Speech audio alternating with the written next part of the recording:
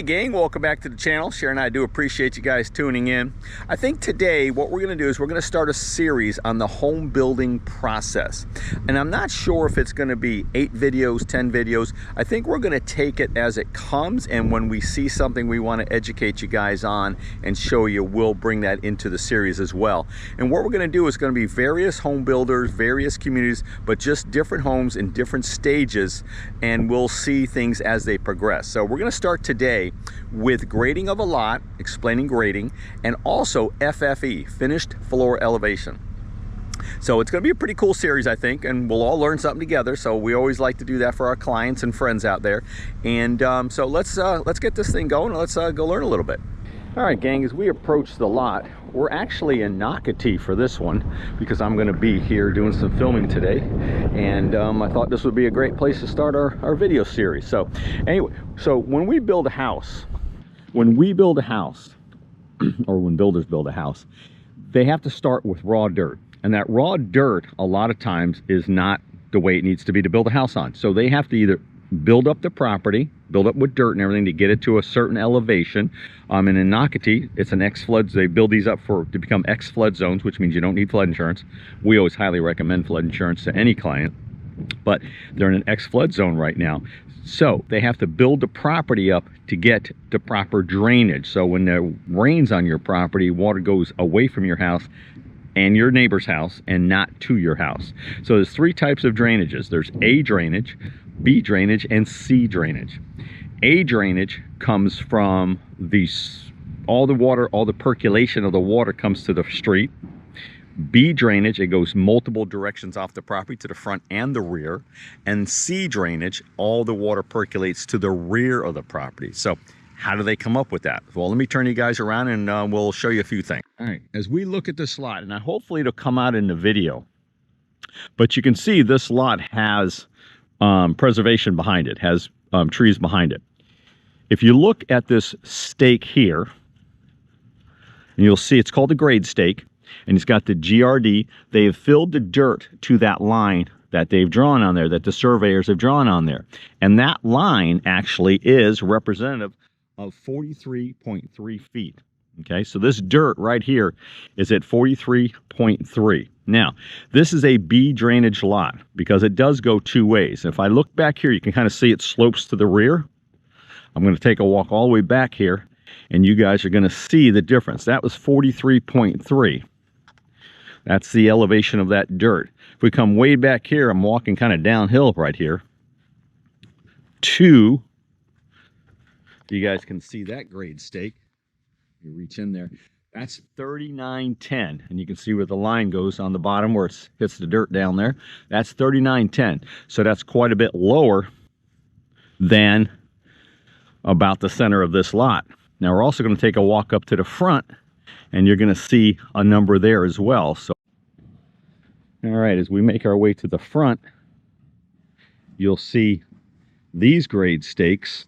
Let's see what we got here.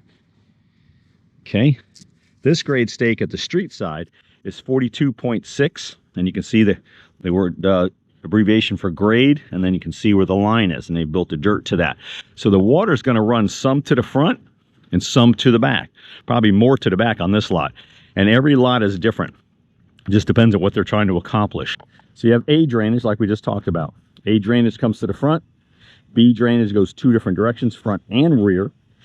And you have C drainage, which water goes only to the rear of the line. And we're not talking about just running. We're talking about percolation through the soil. So you really won't ever see it, just how they grade the lots. Now, with that being said, there's one more piece of drainage information I want you guys to have. So let's go back to that center stake. As we come to the center stake, this grade stake is in the middle of these 2 property lines. There's about an 8-foot setback here. This is the center, and there'll be another home over here, another 8 foot, and then you'll start another home. So this is what they call a swale. This will be lower than the house itself, and the same on the other side. So the water is going to come percolate away from the houses and either go front or back, depending on how they have the lot graded. In this case, of course, it looks like B drainage to me. So that is how they set up a house, or the lot initially. Turn it back around. That's how they set the lots up initially to set the form boards for the foundation. Okay, so let's look at the FFE, the finished floor elevation of this particular home right next to us here. All right, gang, now we're going to look at the form board setup that they have here for the foundation of the home.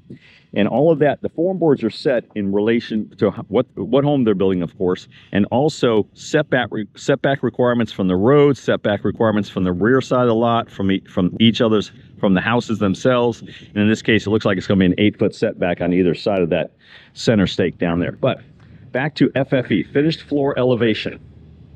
What this means, that number right down that correlates to this line right here, and that is going to be the top of your foundation. That's where your home is going to get built on.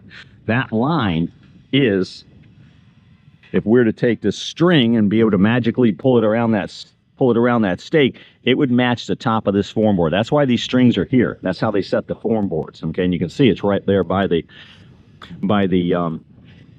stake. So the form is set to that number. And if we look at that number in relation to that center stake of the land, it's about almost a foot higher. Not quite, but definitely almost a foot higher. That means water's going to go, sorry about the wind noise out here today, the water's going to go away from the house to the swale, front to back, and percolate away. All right? And so when they do that, the surveyors come out, they've already surveyed, and they also put one at each corner, so that when the concrete guys come out, they can pull the strings. You'll see those pink strings there. They pull strings, and that's how they set their form board. So that way everything matches and the concrete is level, and it's exactly the way it needs to be. Here you can get a really good understanding of the slope of this land, I think, to the rear side of this property.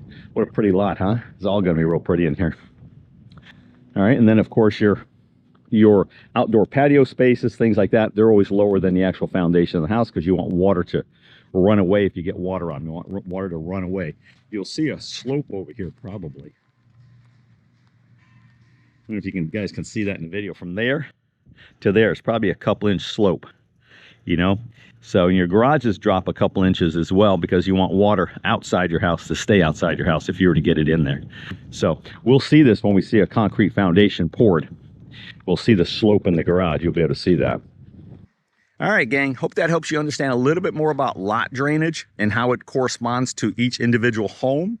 And one little side note is that lot drainage in each community has to fit into the master plan drainage plan for the entire community, and then that has to correlate into the county's drainage plan, whatever county or area municipality that the home happens to be in. So we do appreciate you guys. The next video is going to be setting the plumbing and electrical under the foundation. We'll find a home to do that here in the next few days, and we'll give you guys a good understanding of that, and then we'll see if we can catch up with somebody and watch a foundation being poured. So we'll just follow homes throughout the process. Again, different homes, different communities.